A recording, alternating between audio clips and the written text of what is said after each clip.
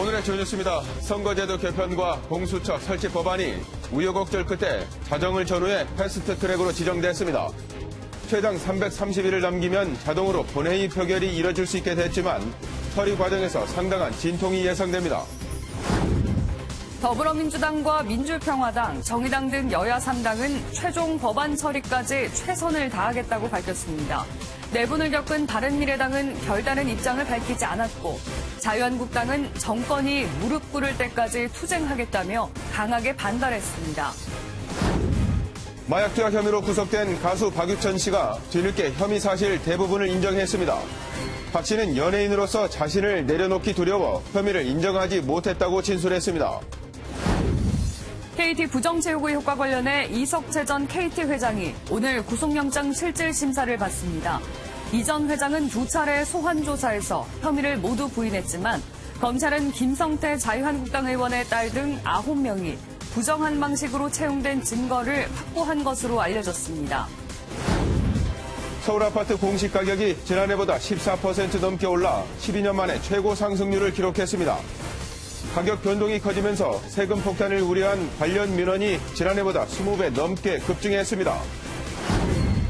오늘은 전국이 흐리고 곳에 따라 빗방울이 떨어지겠지만 서울 기온이 22도까지 오르는 등 전국이 15도에서 24도로 한낮에는 조금 덥게 느껴질 전망입니다.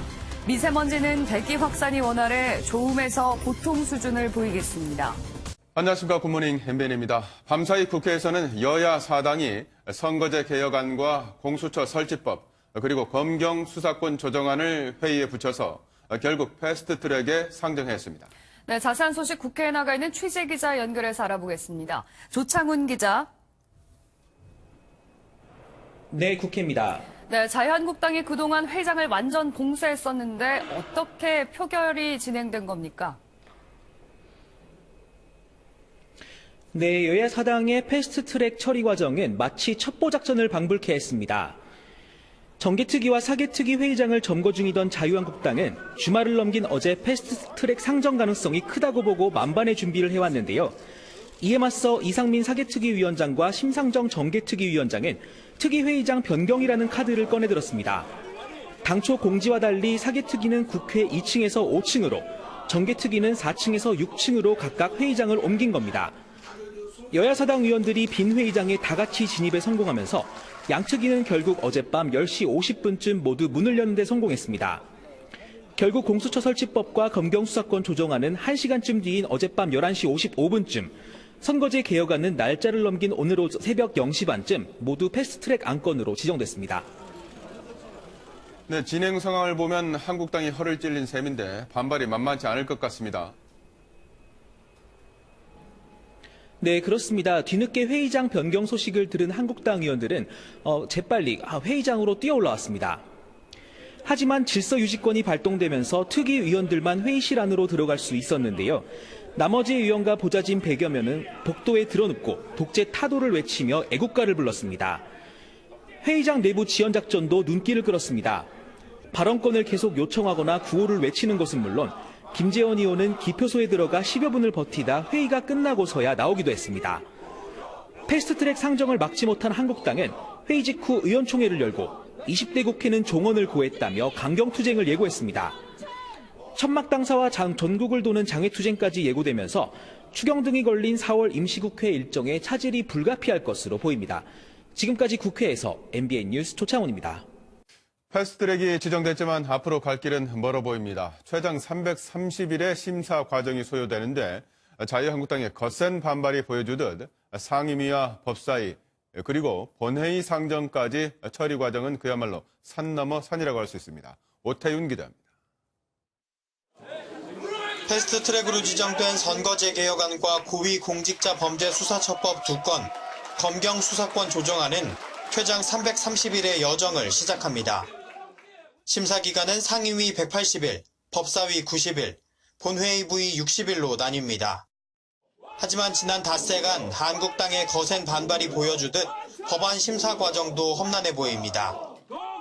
여야 사당은 상임위 심사와 본회의 부의 기간을 단축해 180일까지 줄이는 것을 목표로 하고 있습니다. 하지만 단계마다 한국당이 협조하지 않을 것으로 보이는 만큼 충돌이 예상됩니다. 이뿐 아니라 난항 끝에 올라간 두 개의 공수처 법안도 세부적인 내용에 차이가 있어 상당한 진통이 예상됩니다. 험난한 심사 과정을 거치더라도 본회의 부의까지 최소 6개월이 소요되는 만큼 그 사이 정치권의 상황이 급변할 수도 있습니다. 내년 총선을 6개월 앞둔 시점에서 정치 지형이 달라질 가능성도 있기 때문입니다. 여야 사당은 이번 패스트트랙 지정을 논의의 시작으로 삼은 만큼 대화에 물꼬를 텄다는 평가도 나오지만 이 패스트트랙 지정은 정치를 바꾸라는 국민의 열망에 자유한국당까지 포함해서 여야 5당이 합의로 선거제도 개혁을 이루자는 여야 사당의 의지의 산물이라고 저는. 선거제와 사법개혁 논의는 이제부터가 시작이라는 분석입니다. MBN 뉴스 오태윤입니다.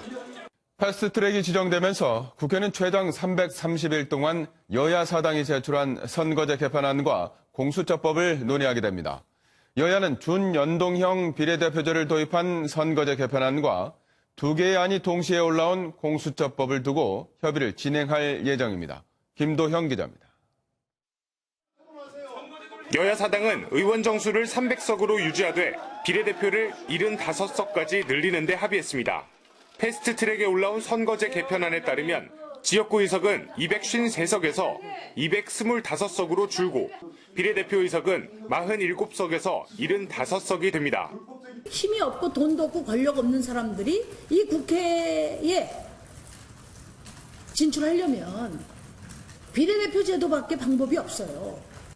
A정당이 정당 득표율 30%의 지역구를 10석 얻었다면 먼저 전체 의석의 30%인 90석에서 지역구 10석을 빼고 나머지의 절반인 40석의 비례대표를 얻게 됩니다. 남은 비례대표 의석은 현행대로 정당 득표율에 따라 추가 배분하는 방식입니다. 공수처법은 두 가지 안이 올라왔습니다. 모두 고위 공직자를 수사 대상으로 하지만 공수처 검사 임명권을 대통령이 할지 공수처가 자체적으로 할지 차이가 있습니다. 이 밖에 기소심의위원회 설치 여부 등 세부 강론에서도 이견이 있습니다. 민주당과 바른미래당은 법안의 근본적 차이는 없다며 앞으로 논의를 통해 단일안을 마련한다는 계획입니다. 여야 사당은 패스트트랙에 올라온 법안을 본회의 상정까지 계속 보완해 나가며 최종안을 의결할 예정입니다. MBN 뉴스 김도형입니다. 패스트트랙 과정에서 극심한 내부 갈등을 겪은 바른미래당은 두동강날 위기에 처했습니다. 더불어민주당이 협조한 현 지도부와 또 반대를 했던 유승민계 의원들의 갈등이 좀처럼 봉합될 기미를 보이지 않고 있습니다. 신동규 기자입니다. 첩보작전을 방불케 한 패스트트랙 처리 과정에서 바른미래당 사법개혁특별위원회 위원인 임재훈 최이배 의원은 더불어민주당 의원들의 호의를 받기도 했습니다. 앞서 최이배 의원이 자유한국당 의원들에 의해 감금된 전례가 있어 혹시 모를 돌발 상황을 방지하기 위해서입니다. 이런 두 의원을 정면으로 비판한 건 같은 바른미래당 지상욱 의원이었습니다. 지 의원은 임재훈과 최이배 두 의원을 겨냥해 여당 이중대도 아니고 투항해버린 본부중대라며 목소리를 높였습니다. 패스트트랙의 후폭풍으로 바른미래당 현 지도부와 창당 멤버인 유승민, 안철수계 의원들 사이 갈등이 극단으로 치닫고 있다는 평가가 나옵니다. 계기는 김관영 원내대표의 오신환, 권은희 의원에 대한 연속 사보임이었습니다. 극단적인 국회의 대치 그리고 의회 민주주의를 말살한 책임은 김관영 대표가 반드시 져야 된다고 생각합니다. 그건 용서할 수가 없습니다. 김 원내대표 역시 뜻을 굽힐 생각이 없음을 분명히 했습니다. 투표를 통해서 당의 의사결정을 하고 그것을 관철시키기 위해서 원내대표는 부득이 원내대표로서의 권한을 행사했던 겁니다. 현실적으로 양측이 탈당 카드를 꺼내긴 어렵다는 점에서 분당보다는 당권 경쟁으로 이어지리란 관측이 나오고 있습니다. MBN 뉴스 신동규입니다. A형 간염 감염자가 전국적으로 확산하면서 병원은 예방접종을 하려는 사람들로 북새통을 이루고 일부 병원에서는 백신이 다 떨어졌다고 합니다. 그런데 이런 와중에 독감 주사를 맞은 여중생이 사망해 경찰이 수사에 나섰습니다. 강세훈 기자입니다. 전북 전주의 한 병원입니다. 독감 증세를 보인 중학교 1학년인 김모 양은 그제 이 병원에서 B형 독감 주사를 맞고 귀가했습니다. 그런데 어제 새벽 호흡곤란 증세를 보여 병원으로 이송됐지만 치료 도중 숨졌습니다. 거의 정량에 맞게 다 투여한 거죠. 부작용에 대한 사전 고지가 있었나요? 부작용을 특별히 설명하진 않았습니다. 김 양이 맞은 주사제는 페라미플루입니다. 지난해 12월 아파트에서 추락해 숨진 여중생이 먹은 타미플루와 같은 계열의 독감 치료제입니다.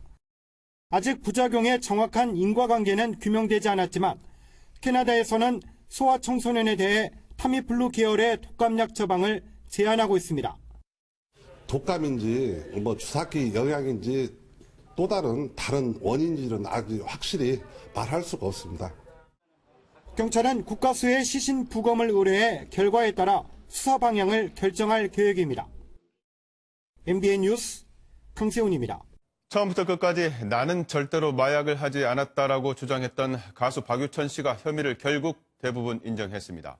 나 자신을 내려놓기 두려웠다라는 게 이유였습니다. 윤길환 기자입니다. 구속된 박유천 씨가 어제 경찰 조사에서 나 자신을 내려놓기 두려웠다며 혐의를 자백했습니다. 인정할 건 인정하고 사죄할 건 사죄해야 한다고 생각했다고 말한 박 씨는 마약 투약 사실을 대부분 시인했습니다. 지난 10일 기자회견까지 열어 혐의를 부인한 지 19일 만입니다. 박 씨는 국가수의 마약 양성 결과에도 왜 체내에서 마약이 검출됐는지 모르겠다는 반응이었습니다. 갑작스러운 입장 번복은 예상치 못한 구속 결정으로 보입니다. 그제 구속 후 첫 경찰 조사에서 박 씨는 사실관계를 정리할 시간이 필요하다며 3시간 만에 조사 중단을 요청했습니다. 경찰 관계자는 박 씨의 정신적 충격이 큰 것으로 보여 요청을 받아들였다고 밝혔습니다. 경찰은 박 씨의 추가 투약 여부를 집중 조사하고 이르면 이번 주 금요일쯤 사건을 검찰에 넘길 방침입니다. MBN 뉴스 윤기란입니다. 정준영 단톡방과 닮은 꼴인 강남클럽 VIP로 구성된 단체 대화방에서 몰카 동영상이 공유됐다는 의혹에 대해 경찰이 재수사에 착수했습니다. 이 대화방에는 재력가 자제와 연예인 등도 포함된 것으로 알려졌습니다. 김지영 기자입니다. 강남클럽 VIP 단체 대화방에서 여성들의 나체 사진과 성관계 영상이 불법 유포됐다는 의혹이 제기된 건 지난해 7월입니다. 여성 A씨가 이 단체 대화방에 속해 있던 전 남자친구 B씨를 고소하면서부터입니다. A씨는 전 남자친구가 자신의 신체 사진을 몰래 찍어 SNS 단체 대화방에 공유했고 다른 여성들과의 성관계 영상과 사진도 유포했다는 얘기를 들었다고 주장했습니다. 또 B씨가 이들 자료가 저장된 외장 하드도 가지고 있다고 덧붙였습니다. 하지만 당시 사건을 맡은 서울 강남경찰서는 외장 하드 등 주요 증거를 찾지 못해 지난달 B씨를 불구속 기소 의견으로 검찰에 넘겼습니다. 이 사건은 이대로 마무리될 것 같았지만 A씨가 이달 초 검찰에 전 남자친구를 포함해 단톡방 멤버들을 추가 고발하면서 서울지방경찰청에 재수사가 시작됐습니다. 이들은 2014년에서 2015년 여성의 동의 없이 신체나 성관계 장면을 몰래 촬영하고 이를 돌려받다는 혐의를 받고 있습니다. 단체 대화방에 속한 멤버는 14명으로 재력가 자제와 연예인도 포함된 것으로 알려졌습니다. 한편 강남경찰서는 당시 수사를 맡았던 담당 경찰 2명을 부실 수사에 대한 책임을 물어 인근 지구대와 파출소로 전보 조치했습니다. MBN 뉴스 김지영입니다. 경찰이 가수 정준영 등이 참여한 카카오톡 단체 대화방에서 불거진 성폭행 의혹과 관련해 정 씨를 비롯해 모두 6명을 입건해 수사 중이라고 밝혔습니다. 경찰은 또 성접대 의혹을 받고 있는 가수 승리에 대해서는 이번 주 안에 구속영장을 신청할 방침입니다. 광주에서 10대 의붓딸을 살해하고 시신을 유기한 30대 남성의 체포 소식 전해드린 바 있는데요. 알고 보니 숨진 피해자가 계부의 성추행 사실을 경찰에 신고했지만 경찰은 열흘 넘게 조사를 시작하지도 않았던 것으로 드러났습니다. 윤지원 기자입니다. 저수지에 통제선이 쳐졌고 경찰들은 저수지 바닥을 수색하고 있습니다. 그제 계부에게 살해당한 중학생 A양의 시신이 발견된 곳입니다. 계부인 31살 김모 씨는 A양이 자신을 성추행범으로 신고해 말다툼 끝에 살해한 것으로 전해졌습니다. 그런데 숨진 A양은 살해당하기 10일 전 계부의 성추행과 성폭행 사실을 경찰에 털어놓은 것으로 알려졌습니다. 지난 9일 경찰에 처음 신고한 A양은 1차 조사에서 성추행을 당했다고 진술했고 이후 2차 조사에서는 성폭행을 당했다고 진술했습니다. 하지만 목포경찰서는 16일 김 씨가 광주에 살고 있다며 사건을 광주지방경찰청으로 이송했고 광주경찰청은 김 씨와 통화가 되지 않는다는 이유로 조사를 시작조차 하지 않았습니다. 경찰의 관할 다툼과 늑장 수사가 빚은 참변이라는 비판이 나오는 이유입니다. 경찰은 내일 김 씨에 대한 구속영장을 신청할 방침인 가운데 A양의 친모가 범행에 가담했을 가능성도 조사하고 있습니다. MBN 뉴스 윤지원입니다. KT 채용 비리의 정점으로 꼽혔던 이석채 전 KT 회장의 구속 여부가 이르면 오늘 결정됩니다. 구속 여부에 따라서 특혜 채용을 청탁한 김성태 자유한국당의 의원 등 사회 유력 인사들에 대한 조사도 불가피할 것으로 보입니다. 유호정 기자입니다. KT 채용 비리 의혹으로 두 차례 검찰 조사를 받은 이석채 전 KT 회장이 구속 갈림길에 섰습니다. 서울 남부지방법원은 오늘 오전 10시 반부터 업무 방해 혐의를 받는 이 전 회장의 구속 심사를 진행합니다. 김성태 자유한국당 의원의 딸 부정 채용 의혹으로 검찰이 수사에 착수한 지 넉 달 만입니다. 이 전 회장은 KT 회장으로 재직하던 지난 2012년 KT 불법 채용에 관여한 혐의를 받고 있습니다. 비서실을 통해 사회 유력 인사의 자녀나 지인들이 뽑히도록 부당한 지시를 내렸다는 겁니다. 현재까지 검찰이 확인한 부정 채용은 모두 9건으로 김성태 자유한국당 의원의 딸을 비롯해 성시철 전 공항공사 사장 지인의 자녀, 정영태 전 동방성장의 사무총장 자녀 등이 지목됐습니다. 그동안 이 전 회장은 혐의를 대부분 부인한 것으로 전해졌습니다. 김성태 의원 딸 특혜 채용 부탁받고 지시하셨습니까? 이 전 회장의 구속 여부는 이르면 오늘 오후 결정됩니다. 결과에 따라 부정 채용을 청탁한 당사자인 김성태 자유한국당 의원을 포함해 사회 유력 인사들에 대한 소환 조사도 불가피할 것으로 보입니다. MBN 뉴스 유호정입니다. 아파트 등 전국의 공동주택 1,300여만 호의 최종 공시 가격이 오늘 발표됩니다. 한 달 전 잠정한 때도 급격한 상승에 소유자들의 반발이 심했는데 조정을 요구하는 민원이 작년보다 무려 22배나 늘었다고 합니다. 정주영 기자입니다. 서울 반포동의 이 아파트는 전용 면적 59제곱미터의 공시 가격이 지난해 9억 5천만 원에서 올해 30% 가까이 뛰었습니다. 서울 마포구의 한 아파트 역시 전용 면적 84제곱미터의 공시 가격이 8억 6천만 원으로 1년 전보다 25% 높아졌습니다. 국토교통부가 결정한 올해 서울 아파트 공시 가격 상승률은 평균 14.02%. 한 달 전 발표된 잠정안보단 소폭 낮아졌지만 여전히 12년 만에 최대입니다. 이에 따라 공시 가격이 9억을 넘어 종합부동산세를 내야 하는 서울 아파트 역시 20만 3천 가구로 1년 전보다 50% 이상 급증했습니다. 구간별로는 시세 기준 12억에서 15억 원 사이의 공시가 상승률이 17.9%로 가장 높았습니다. 다만 세금 폭탄을 우려한 소유자들의 민원 역시 2만 8천 건으로 22배나 폭증해 정부는 이 중 6천 건의 공시 가격을 소폭 내렸습니다. 접수단건에 대해서는 과정에서 그 의견이 합리성이 있다라고 판단되면 그 부분을 조정을 하게 되고 전국적으로는 평균 5.24%로 잠정안인 5.32%보다 상승률이 다소 낮아졌고 시세 반영률인 현실화율은 68.1%로 지난해와 같았습니다. MBN 뉴스 정주영입니다. 서울에서 아파트와 오피스텔 주차장을 돌며 자동차에 잇따라서 불을 지른 남성이 범행 2시간 만에 경찰에 붙잡혔습니다. 한밤중에 일어난 승용차 화재에 놀란 주민들은 잠을 설쳐야만 했습니다. 강세현 기자입니다. 한 남성이 승용차에 접근하더니 차에 불을 붙이고 유유히 사라집니다. 얼마 안 돼 폭발이 일어나고 승용차는 커다란 불길에 휩싸입니다. 어제 새벽 2시쯤 54살 김모 씨는 자신이 사는 아파트 주차장에 세워져 있던 승용차에 불을 붙였습니다.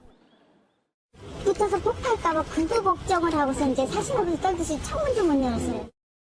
김 씨는 이후 아파트에서 100m가량 떨어진 오피스텔 주차장에서 또다시 불을 질렀습니다.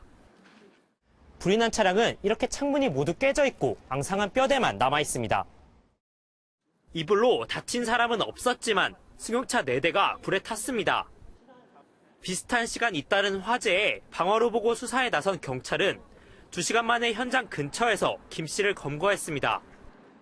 술을 마신 상태였던 김 씨는 경찰 조사에서 정확한 상황이 기억나지 않는다고 말했습니다. 방화 전과나 정신병력은 없는 것으로 알려졌습니다. 경찰은 김 씨에 대해 방화 혐의로 구속영장을 신청하고 정확한 범행 동기를 조사하고 있습니다. MBN 뉴스 강세현입니다.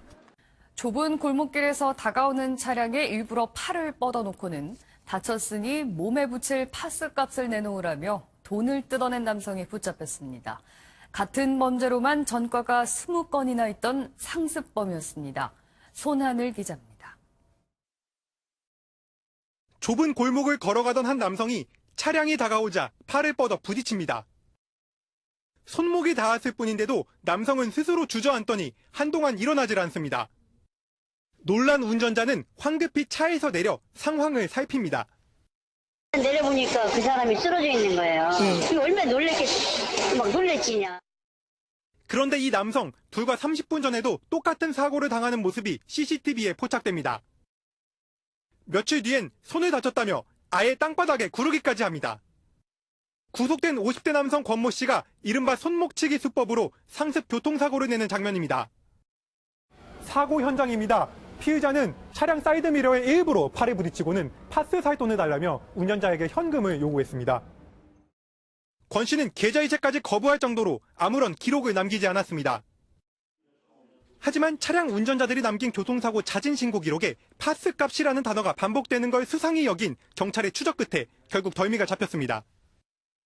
많은 대다수의 피의자들이 하나같이 세 글자 파스값을 얘기하여 현장에 설치된 CCTV를 확인하여 피해자의 모습과 범행들을 이전에도 같은 범죄를 저질러 20여 차례 입건됐던 권 씨는 출소 반년 만에 또 사기를 치다 결국 구속됐습니다.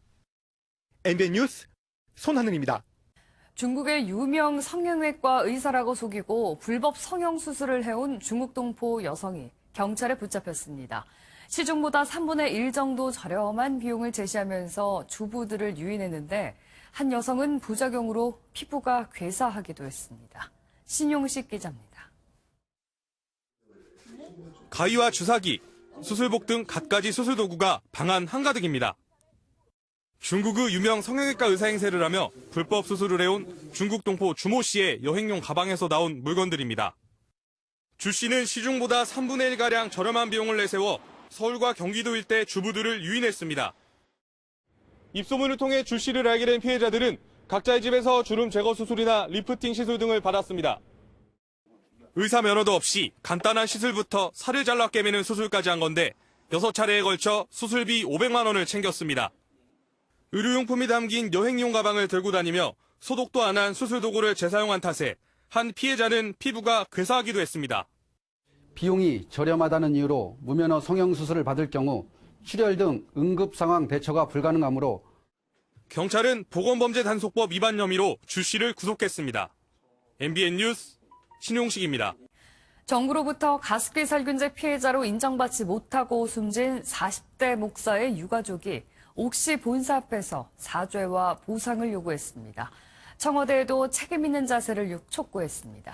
이현재 기자입니다. 지난 25일에 세상을 떠난 고 조덕진 목사의 유가족이 영정과 빈 관을 들고 나타납니다. 유가족들은 제조사 옥시 측에 사죄와 보상을 요구하며 목소리를 높였습니다.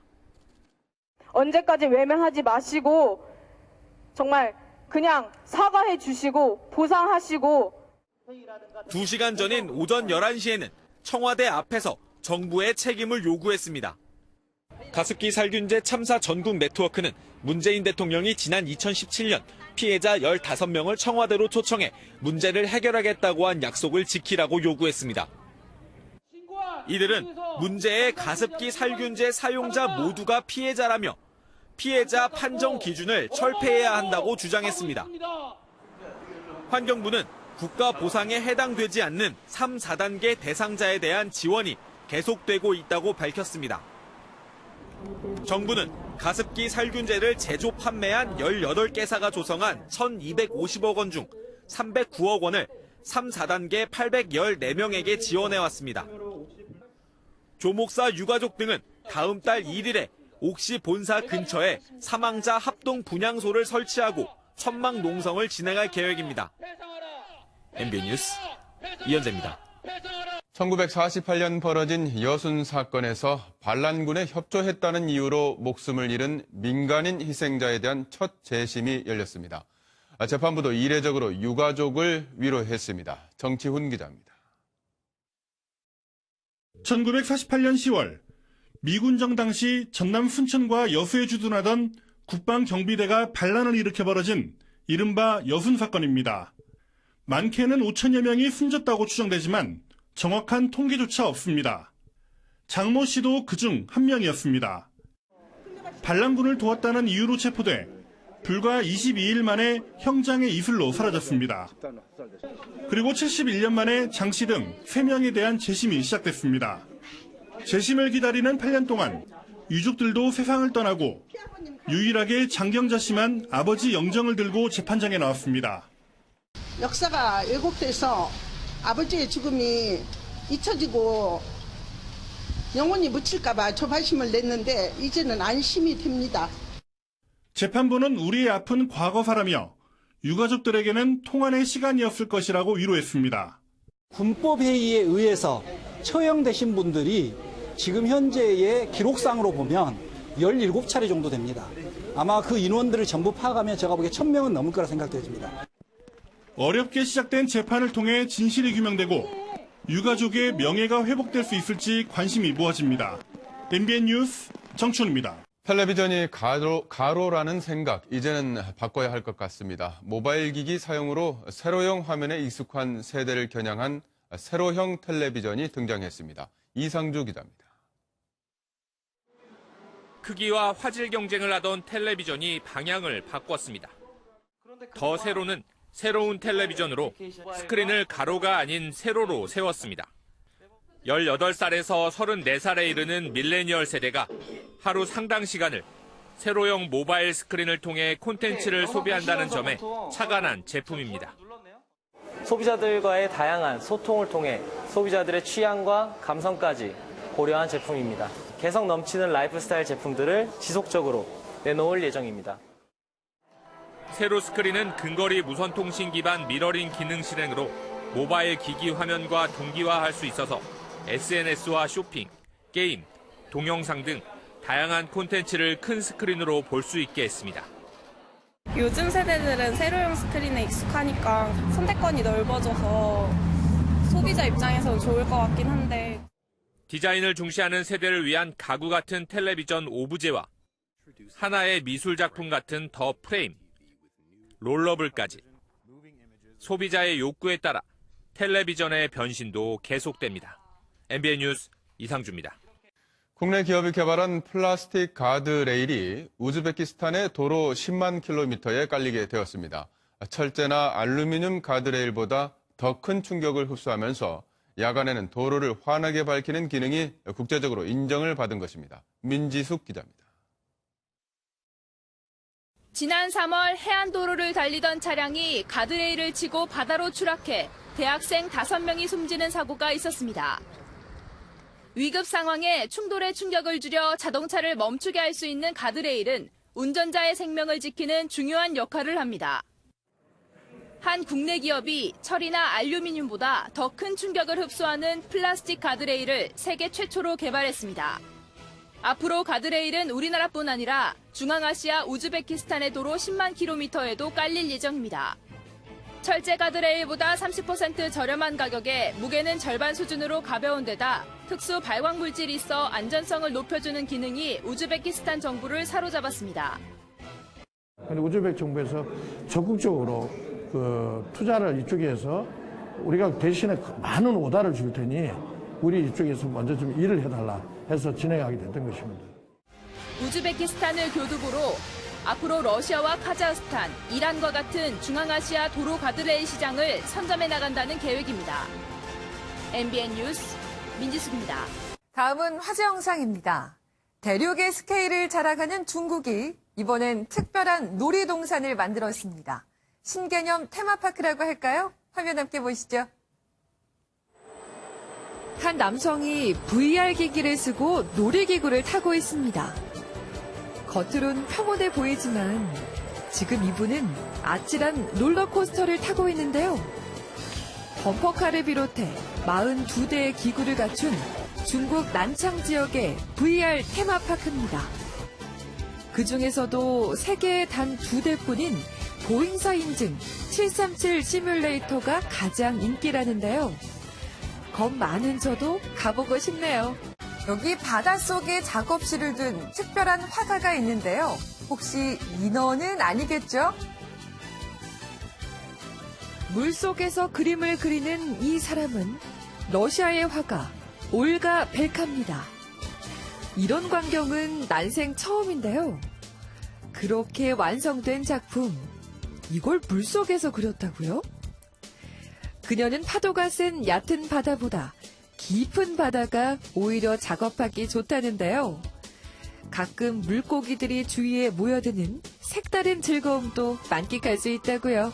벌써 4월의 마지막 날입니다. 오늘 동해안을 제외하고는 평년 기온을 회복하면서 따스한 봄 날씨를 되찾겠습니다. 아직 아침 공기는 차가운데요. 낮에는 기온이 쑥쑥 오릅니다. 서울 22도, 의성 24도, 장수는 23도까지 오르면서 어제보다 많게는 12도가량 높겠습니다. 낮에는 조금 덥게도 느껴지겠습니다. 아침 저녁으로는 일교차가 크다는 점 잊지 마셔야겠습니다. 공기도 깨끗하겠습니다. 전권역에서 좋음에서 보통 단계 유지하겠습니다. 다만 출근길 중부 내륙과 전라도에서는 안개가 짙게 드리워져 있어 주의하셔야겠습니다. 지금 전국이 대체로 맑지만 전남 해안과 경상 해안, 제주도에서는 구름이 많이 지나고 있는 가운데 빗방울이 떨어지는 곳이 있습니다. 아침까지 이어지겠습니다. 오늘 중국 북부지방에서 남동 지나는 고기압의 가장자리에 들겠습니다. 따라서 오늘 전국에 가끔 구름 많은 날씨가 예상됩니다. 이 시각 기온은 서울 9.7도, 대구는 12.1도로 시작합니다. 낮에는 내륙을 중심으로 20도 이상 기온이 오르겠습니다. 서울 22도, 전주 23도, 대구 21도로 평년보다 높겠습니다. 반면 동해안은 강릉 18도, 울진 16도로 예년 수준을 밑돌겠습니다. 5월 첫날인 내일 오후에는 일부 중부와 경북 내륙에서 비가 조금 오겠습니다. 양은 많지는 않겠는데요. 강원 산지와 경북 산지에서는 천둥 번개가 치고 우박이 떨어질 가능성이 있겠습니다. 날씨였습니다.